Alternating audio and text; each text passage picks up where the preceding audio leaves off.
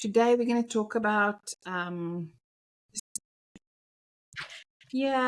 specifically about Taylor went down the big black hole of video interviewing, and it's been around for a while, but Yeah.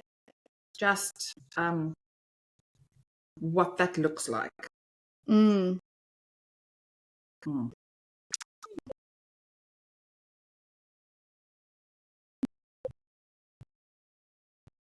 Yeah, I've been doing a bit of reading, not much, just very quick reading in regards to the pros and the cons about it. I can understand. I think there's certain scenarios, but you need to manage it really, really well. Yeah. And be very intentional about how it's just a tool. It shouldn't be replacing the interview and the connection. Yeah. So that's what we're talking about. Just the video interviewing and the benefits, the pros and the cons in terms of probably mostly for clients as to why would you use it, and then maybe just things to think about on the candidate side. 100%. And I think where I actually got sent the video through TikTok. Okay. And then that's how I went down the rabbit hole of it. And the video was basically saying resumes are dying out because of, you've got your AI who can produce a resume based off a position description. But can this person actually do it? So I think that's kind of where it's stemming from. So see you later resumes, and what people are using is it's called an asynchronous video interview. And basically, instead of applying with a resume, you apply with a video. So the video, like, you'll have 30 seconds or something like that to read a question, and then you'll have a minute to answer it or 30 seconds to answer it via video. So it kind of, obviously there's positives and negatives to everything, but what the rabbit hole that I went down was coming from the business side of things, and it's basically getting rid of the dead weight, because if you can't actually do the job, how do you talk about it and how do you answer those questions? But it also turns a lot of people off as well. Especially, I think, within the tech industry, a lot of people, they do like social cues and things like that. They can be a little bit awkward. And sometimes they don't like to be put on the spot either. So I think that turns people away immediately, rather than someone picking up the phone and having a conversation, or, meeting through a Google Meet. Even that is quite daunting for some of them as well. So being put on the spot with questions and having to answer it as you're applying for a job. Most people apply for jobs at nighttime. They're sitting in their pajamas after they've showered and done all of that. So it does, there's a lot to unpack on both sides of it. Yeah, I think from a client perspective, it can definitely save time. It can definitely help try and get the best candidates, get them to get to the top of the pile. Instead of doing how long, if we do an initial screening, which is basically what this tool can be, or these tools can be used for, but that's a 20-minute, 30-minute conversation about an initial screening, just checking the key points that the client's looking for. So if you have 10, 15, 100 applicants, that's a lot of time, where with this tool you can take that time away from you as the recruiter internally with the client, and the candidates take the time. But like you said, I think it's a tool that you need to know exactly what you're recruiting and why you're using the tool, and that potentially you will be losing out on really good candidates. And if that still ticks the yes, that's okay mark, then it can be a really effective way shortlisting, of Yep. really getting the top 10 candidates or the top 5 candidates, and then spending the time with those 5, going through the rest of the interview process. Something, because my initial reaction was also, it's impersonal. You're basically speaking to a screen. There's no person on the other side. Very impersonal. That's my Yep. immediate reaction.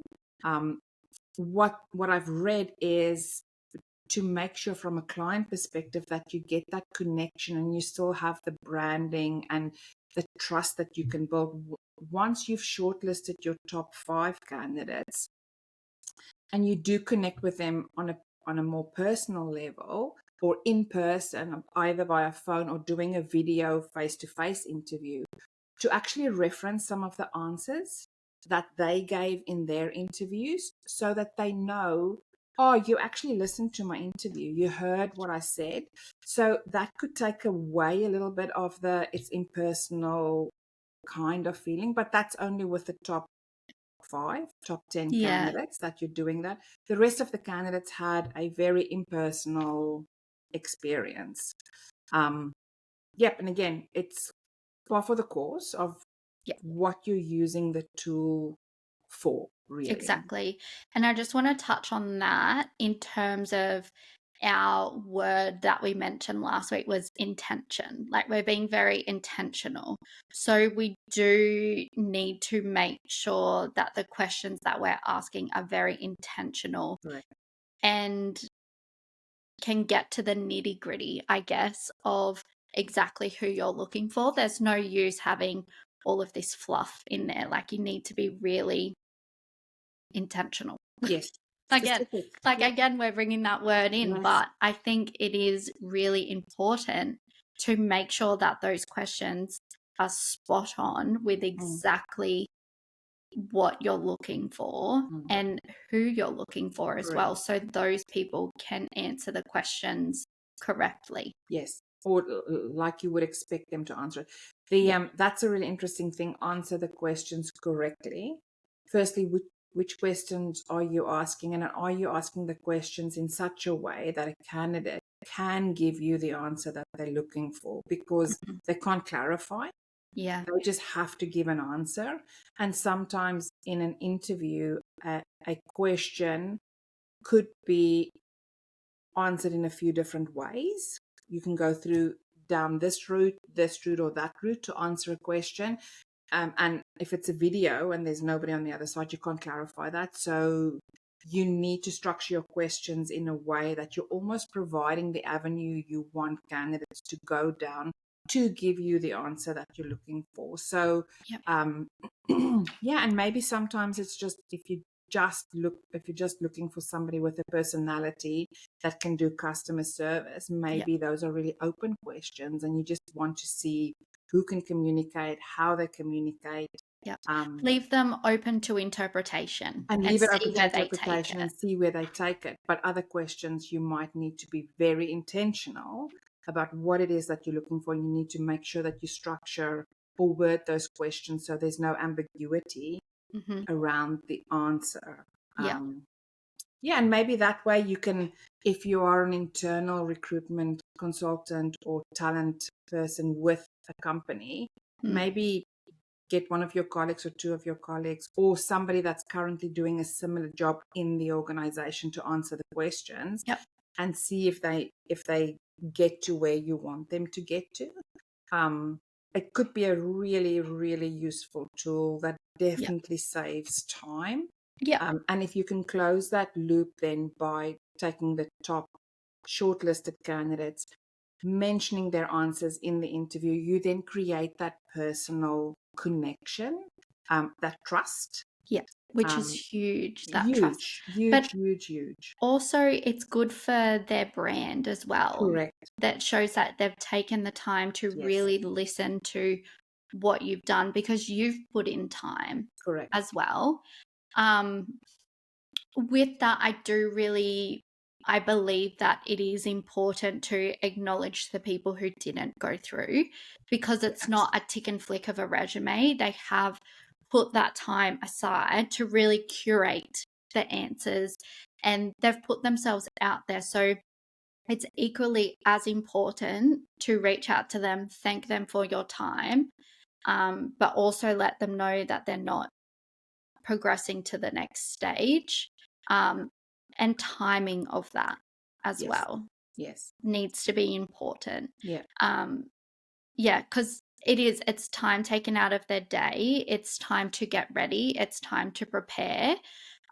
It's not sitting on the couch eating dinner or whatever, flicking through resumes. So it's important for the company who's using something like this to really acknowledge everyone and thank them. Yeah, and that's part of the branding side of it. So it's not a tool that replaces a human.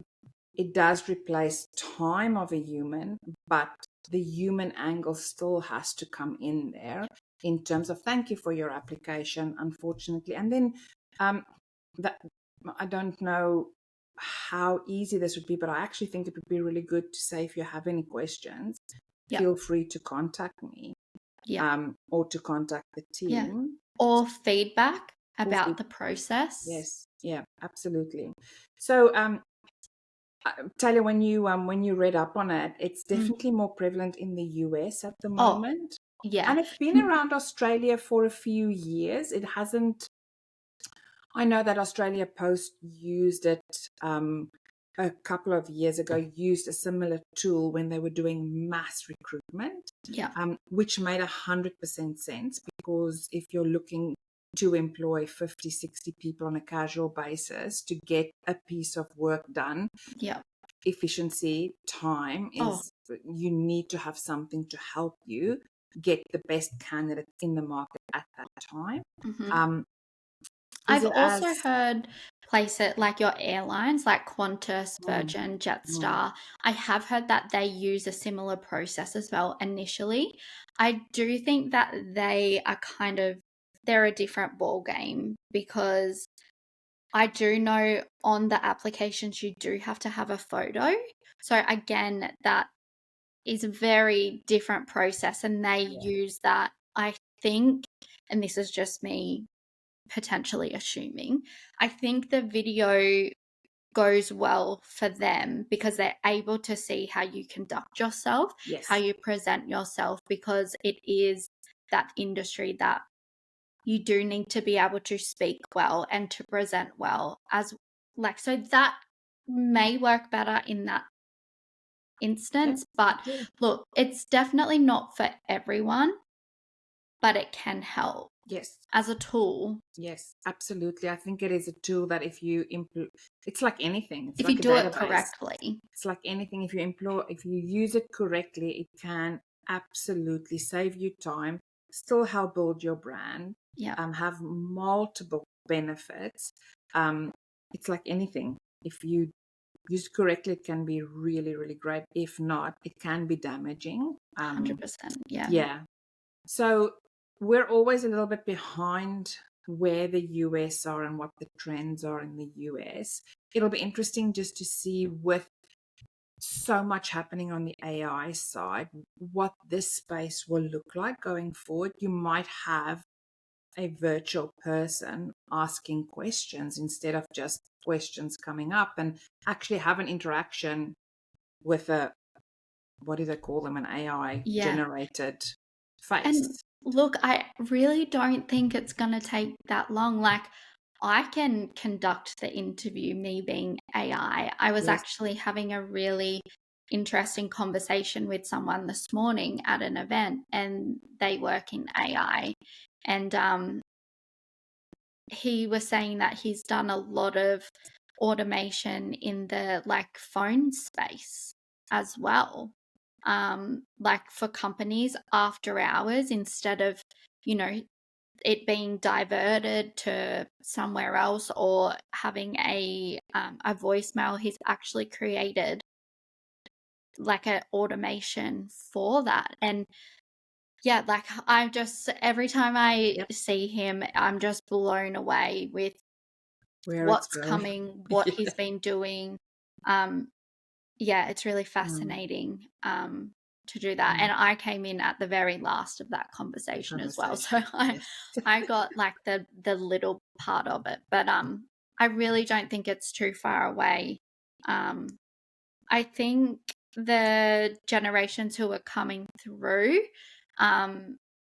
they'll really boom the AI industry because they grew up with it. Like exactly. We grew up with resumes, sending a resume. So that might change the whole way it actually happens. And with AI as well, if you do a video interview, eventually they'll be able to read the little cues in your face, the way 100%. Your eyebrows lift or you smile, and that might tick certain boxes in the back end. I don't or think the voice notes, yes, exactly, things like that, the tone you have, inclinations, everything that goes with that. So I don't think it's not going to not happen. It will definitely happen. It's just what that looks like and how the tool is used. And then on the candidate side, multiple stuff available on how you do it. What do you prepare? How do you make sure that you can get the best interview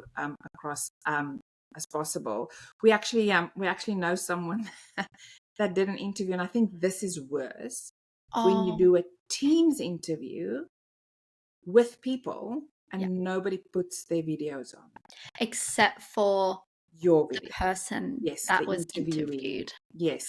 Yeah, so that's worse, because you actually know that there are humans on the other side. They choose not to put on their video, and you see yourself on the screen and you have no interaction. But I don't know. For me, that feels worse. Is it worse? I don't know.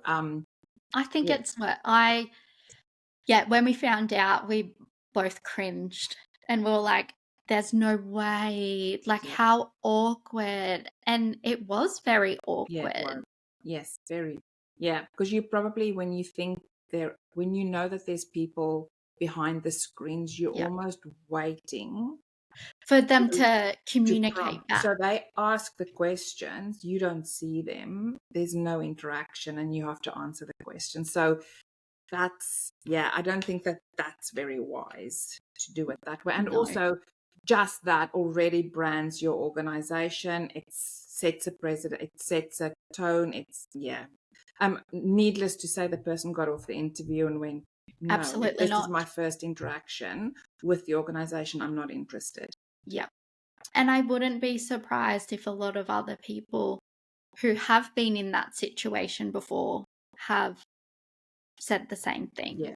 Because it's it's not a vibe. With recruitment, even when we're dealing with some organizations, it's like they want to try and get the space between connecting as humans as big as possible.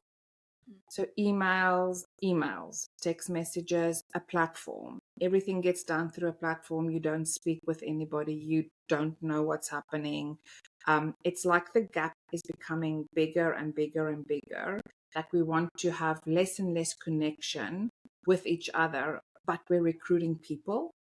It's this contradiction of, and I think that's the risk that is run, that there's so little actual people involved in the process, but you're recruiting a human package that's going into your organization, working with other human packages. We're all packages. So it's a fine line. It's a tool. That's it. It is. It's a tool. And just like everything, and again, I always bang on about this, you can use AI, but use it as a tool. Correct. Don't use it to write your resume. Yes. I also had a conversation with someone else this morning. I went to a networking event this morning, so there was lots of conversations happened. And she has a small business here on the Sunshine Coast, and they were looking for like an all-rounder, like admin, sort of person to help them. They're growing. And she said she got 4 applicants who applied through Seek. She said one of them she called, he basically lied on his resume. So again, that makes me think, I wonder if he used AI to write his resume based on the role. So she found out that he lied. One didn't have working rights. Another one was just a flat out no. And she's interviewing the fourth one today. So, yeah, she said that whole process has been a nightmare. Sure. Yeah, for a small business. Mm. But again, she was gobsmacked. She hasn't recruited for a very long time. And yeah, her starting a business and they're at that point now, but she was gobsmacked that someone lied on their resume. Yeah. And I said it happens all the time. Like, Yeah. you'd be surprised. I said people use AI to write their resumes, but they should be using AI as a tool to maybe help start with wording or help, get the creative juices flowing to then you maybe start off with the first sentence. They start off with the first sentence and then you keep writing, or maybe it is to help structure it a little better, but not to write the whole thing. You will be found out. Somewhere along the track, you will be found out. 100%. Yeah. As soon as you pick up the phone and start asking questions, you're going to find out. It's like, just don't do it. Yeah. Don't apply for the role if you can't do the job. That's as easy as that. Yeah. It'll be a very, very, very interesting space to watch. And even from our side as a recruitment consultancy, we've had jobs that we've had 170, 200 and something applications, which we go through one by one and spend the time to look at resumes. We have little tools as well available to help shortlist. One specific tool that we do use is just your visa. Are you eligible to work in the country? Some of our clients are happy to sponsor. Very, very, very, very few. Not really. Most want you to be eligible to work in Australia. So that's one measure that we can use to shortlist from our side to rule in and rule out. But other than that, we literally go through resumes and read them one by one. And sometimes we will use a keyword search too if we're looking through our database. Specific thing clients looking for, yes. Yeah, to then help see who's in our database in the area. Again, postcode, like location, that's also.